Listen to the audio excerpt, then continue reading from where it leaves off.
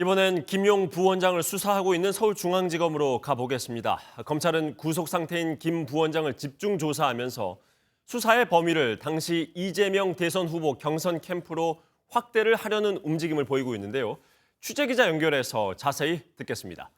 우종환 기자.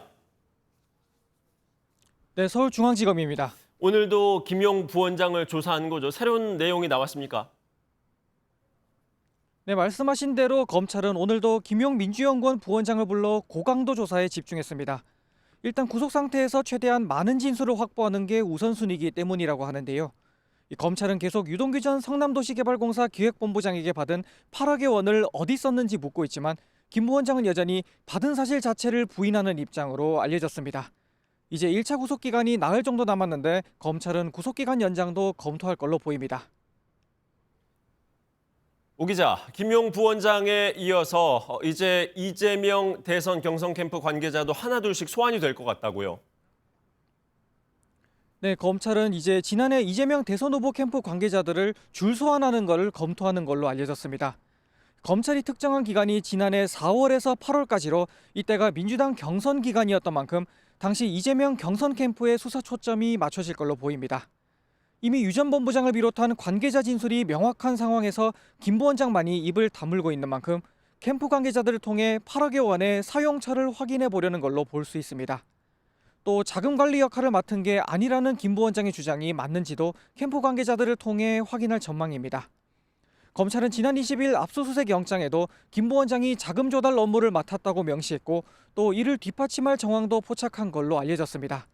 검찰 관계자는 자금 조성과 전달과 관련한 인적 진술뿐만 아니라 물적 증거도 확보하고 있다고 강조했습니다. 자, 검찰의 수사 당시 캠프를 정조준하는 분위기인데 캠프에 몸담았던 사람들의 입장도 나왔습니까?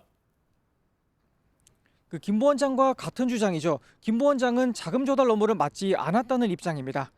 당시 경선 캠프에서 총괄 특보단장을 맡았고 이재명계 좌장으로 꼽히기도 하는 정성호 의원은 김 부원장이 중요한 의사결정을 할 위치에 있지 않았다고 반박했습니다.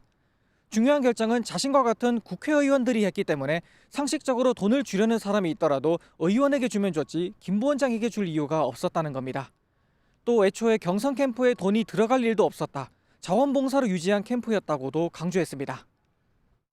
이재명 그 당시 경기도지사 이러저러한 의논들을 했었는데 저는 뭐 경선에 돈이 들어갈 일이 없었습니다. 그래요? 돈이 들어갈 일이.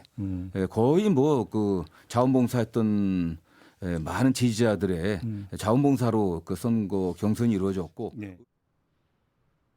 캠프에 대한 수사가 진척되면 종착지는 이재명 대표의 관여 여부가 될 전망입니다. 지금까지 서울중앙지검에서 MBN 뉴스 우종환입니다. 안녕하세요. 김주하입니다. 공정하고 신속한 MBN 뉴스, 유튜브를 통해서도 만나보실 수 있습니다. 특히 더 많은 뉴스와 라이브를 보고 싶으시다면 오른쪽을 눌러서 구독하시면 됩니다. 어렵지 않죠? 빠르고 정확한 뉴스로 계속 찾아뵙겠습니다. MBN 뉴스를 시청해주신 여러분 고맙습니다.